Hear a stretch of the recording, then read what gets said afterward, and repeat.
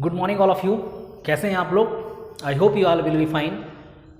And बेटा आज जो हम स्टडी करने वाले हैं वो है आपके एमपी बोर्ड क्लास 8th की book social science chapter 7 external forces responsible for changes.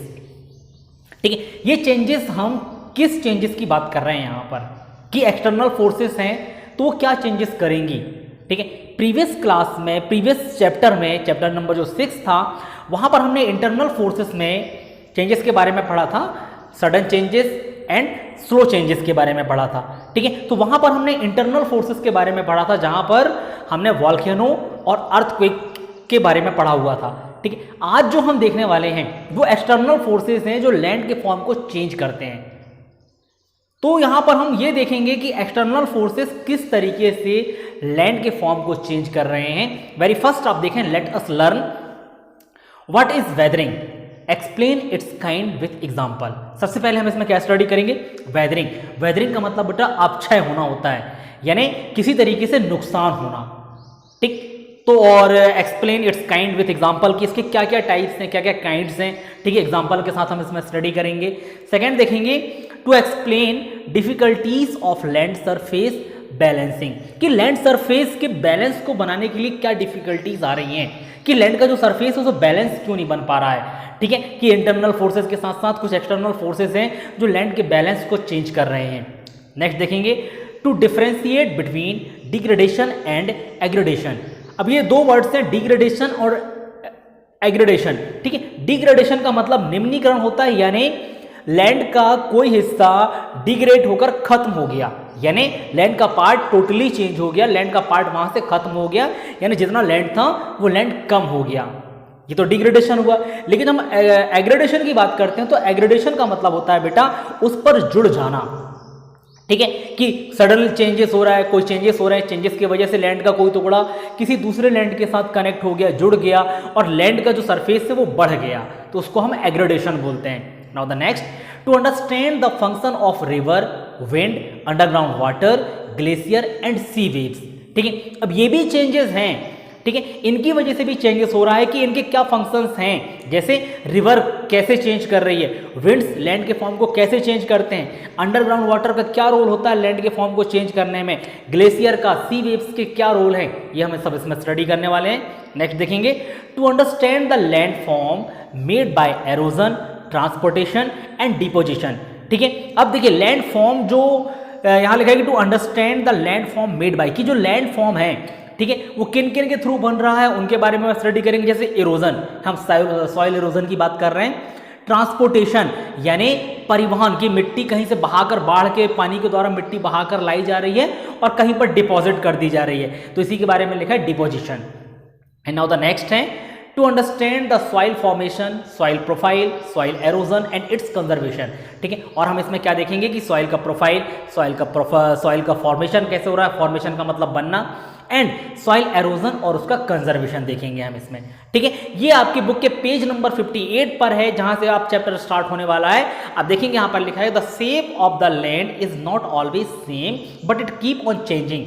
जो लैंड का शेप है बेटा वो हमेशा एक जैसा नहीं होता, ये टाइम टू टाइम चेंज होता रहता है। Now some of the forces work in changing its shape. These forces are two types, internal forces and external forces। की कुछ फोर्सेस हैं जो लैंड के शेप को चेंज कर रहे हैं। ठीक है, ये फोर्सेस कौन कौन से हैं? Internal forces and external forces. Internal forces from some of the new land form shape, while external forces work in changing the shape. अब इंटरनल फोर्सेस के बारे में कहा कि some of new land form shape, कि land form का एक नया शेप चेंज हो जाता है। ठीक है, और एक्सटर्नल फोर्सेस के बारे में लिखा कि external forces work in changing in the shape, और एक्सटर्नल फोर्सेस जो हैं वो लैंड फॉर्म के शेप को ही चेंज कर देती हैं। ठीक, in the previous lesson we have learn about internal forces, in this lesson we will study about the external forces. Previous lesson में हमने इंटरनल फोर्सेस के बारे में पढ़ा हुआ था, इस लेसन में इन्होंने कहा कि हम एक्सटर्नल फोर्सेस के बारे में पढ़ेंगे। ठीक है, चलिए जैसे यहाँ पर नेक्स्ट लिखा है कि there are two types of external forces. First, those which weaken the rock and its place to break them, and the second which shift these pieces of rock from their original place to take them a lowlands. अब यहाँ पर external forces भी दो तरीके से बताए हैं बेटा। पहला इन्होंने बोला कि first those which weaken the rock, कि पहला जो है जो रॉक्स को वीक कर रहे हैं, कमजोर कर रहे हैं कुछ फोर्सेस जो हैं, ठीक है। एंड क्या लिखा कि weaken the rocks and its place to break them and the second which shift this pieces, और इसके बाद क्या कर रहे हैं बेटा कि ब्रेक कर देते हैं रॉक को, ठीक है। और सेकेंड चेंजेस जो है वो क्या है कि second which shift these pieces of rock from their original places, ठीक है। और सेकेंड चेंजेस में शिफ्टिंग प्रोसेस है कि या विंड की वजह से या वाटर की वजह से, ठीक है, वो जो लैंड का जो रॉक का पीस है बेटा वो अपने ओरिजिनल जगह से खिसक कर दूसरे जगह पर पहुंच जाता है, ठीक है। चलिए, now the river, winds, underground water, glacier and sea waves are the second type of external forces which play an important role to change the shape of the landform.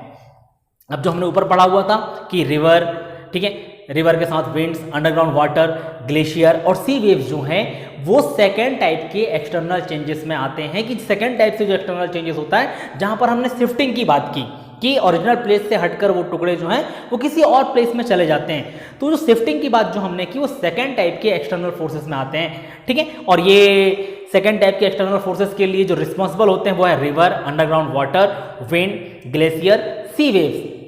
Now the next देखें आप कि the first process of this is called weathering and the second is erosion cycle, ठीक है। First process को यहाँ पर हम जिसके बारे में स्टडी करेंगे वो है वेदरिंग। वेदरिंग का मतलब मैंने आपसे बता दिया, अपक्षय होना।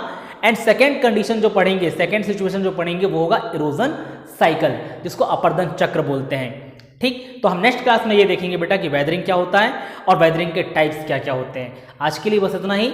Thank you so much. ये एक इंट्रोडक्शन था चैप्टर नंबर 7 एक्सटर्नल फोर्सेस का।